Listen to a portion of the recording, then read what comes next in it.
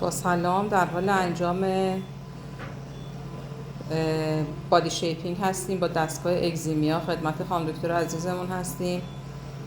بکنم دوره سومش احتمالاً دارن انجام میدن. درسته خانم دکتر؟ با سلام خدمت شما. برای من دوره سومیه که به کلینیک شما دارم از این دستگاه لاغری استفاده میکنم. راضی بودین خانم دکتر؟ خیلی عالی بود، خیلی ممنون که انتخابمون کردین. این قسمت از دستگاه الان در حال لیز چربی ها هستش. لیزر دستگاه اگزیمیا 5 تا سری داره.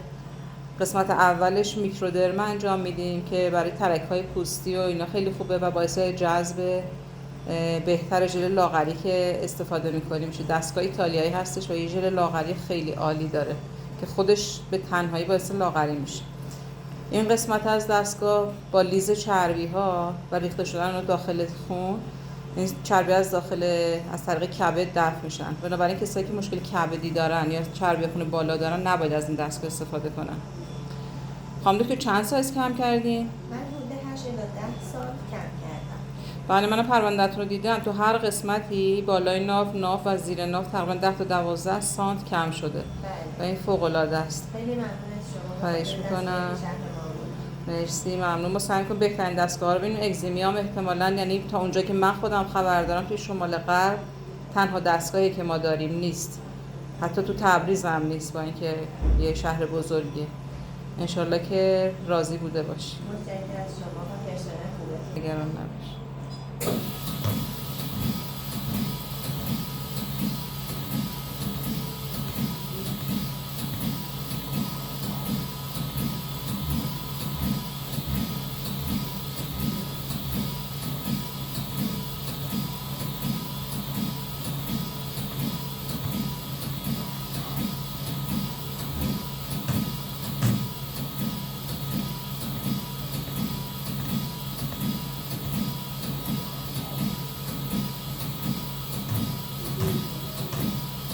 این قسمت از دستگاه چربی‌های لیز شده رو به سمت سیستم لمفاتیک هدایت میکنه تا به کبد برسونه.